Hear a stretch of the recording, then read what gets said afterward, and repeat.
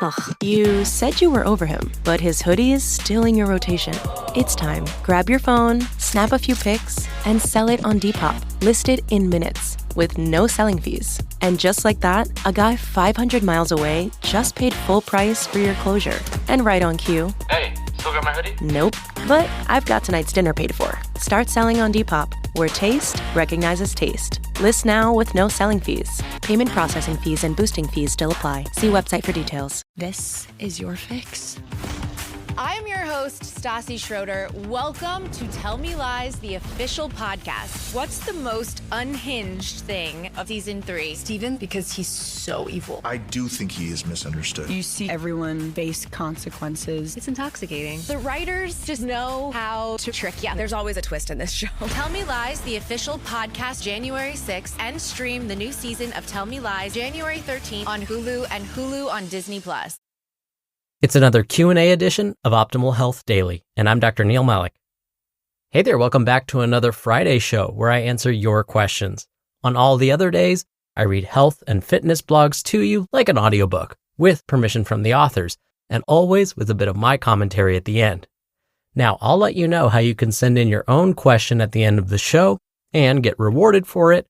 But for now, let's hear today's question and start optimizing your life. Today's question came via email. Caitlin writes, I work hard to meal prep so I can set myself up for success and make healthy food choices. However, I feel like this all goes out the window when I'm at the office or staying with family or friends and they offer me something to eat or drink. How can I politely decline or factor these instances into my lifestyle without sacrificing my health goals? I never want to offend, and I do appreciate the gesture, but it feels complicated to explain to them. Thanks. Thank you for taking the time to send in your question, Caitlin. The situation you described is a very common one. How do we participate in social situations and not hurt anyone's feelings when some not so nutritious foods may be the only food options available?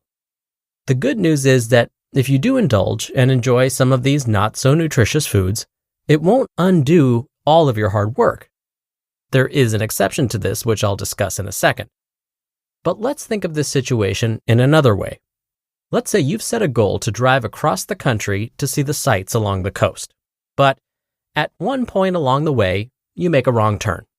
Now, this wrong turn delays your progress by 30 minutes. Whoops. So now, do you decide to give up on your goal to see the sights along the coast and drive home? Or do you accept the situation that you made a wrong turn and continue on your path to the coast? I'm hoping you keep going so you can reach your ultimate goal. When it comes to our nutrition habits, we can use this same idea. If you stick to your goal and consume nutritious foods most days, but indulge every once in a while at the office or when socializing, it's not going to undo all of the progress you've made up to that point. Think of it again as backtracking or making a wrong turn on your drive to the coast. You accept it and get right back on the road again. But here's the catch. What if those once in a while indulgences end up leading to a kind of lapse in your habit? Let's go back to my driving to the coast example. Making a few wrong turns on the drive to the coast will happen, and that's okay. It may get frustrating, sure.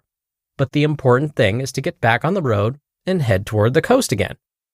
So going back to your question, Caitlin, this would be like overindulging here and there at the office and in social situations. They're just wrong turns on the path toward your goal. They may slow your progress a little, but so long as you get back on the road, no big deal. But what if we make a wrong turn and don't get back on the road to the coast?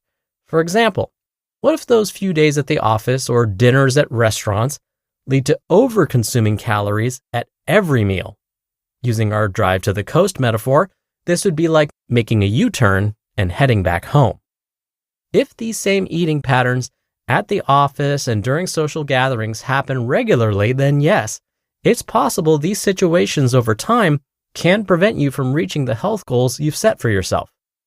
So the first thing to remember is that if these office and social scenarios are once in a while events, I wouldn't stress too much about overindulging. But if these scenarios lead to a longer-term pattern of over-consuming calories and not so nutritious foods, then we may need to be more aware of how we handle those situations. Which brings us to your next question, Caitlin.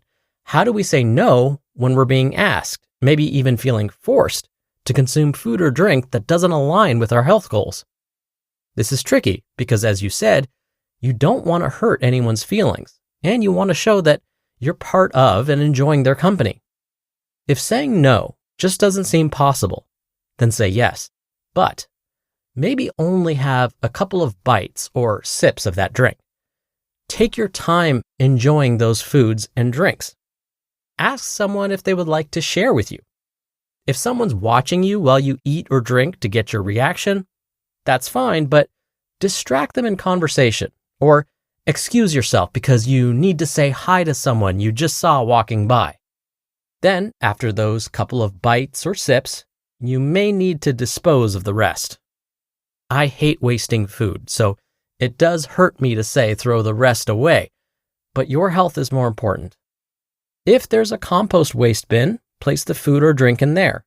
Or, again, share your portions with someone. That way, you're still engaging, you're still being a part of, but without sacrificing your health goals. And of course, I hope you find these suggestions helpful. If you're a small business, the right hire can be make or break. Hoping the right people see your job posting isn't the best growth strategy. When the pressure's on and you need the right hire, this is a job for sponsored jobs. Join the 3.3 million employers worldwide that use Indeed to connect with quality talent that fits their needs. Spend less time searching and more time actually interviewing candidates who check all your boxes. Less stress, less time, more results. When you need the right person to cut through the chaos, this is a job for Indeed sponsored jobs. And listeners of this show will get a $75 sponsored job credit to help get your job the premium status it deserves at Indeed.com/podcast. Just go to Indeed.com/podcast right now and support our show by saying you heard about Indeed on this podcast. Indeed.com/podcast. Terms and conditions apply. Need to hire? This is a job for Indeed sponsored jobs. And thank you again for taking the time to send in your question, Caitlin. And if you want to send your questions in and get a copy of our Optimal Living Daily Workbook for doing so, you can email your question to health@oldpodcast.com. That's health@oldpodcast.com. Or if you want your voice played on the show, just come by oldpodcast.com/ask. Or you can do it the old-fashioned way and call in your question. The number is 161-I-LOVE-OHD.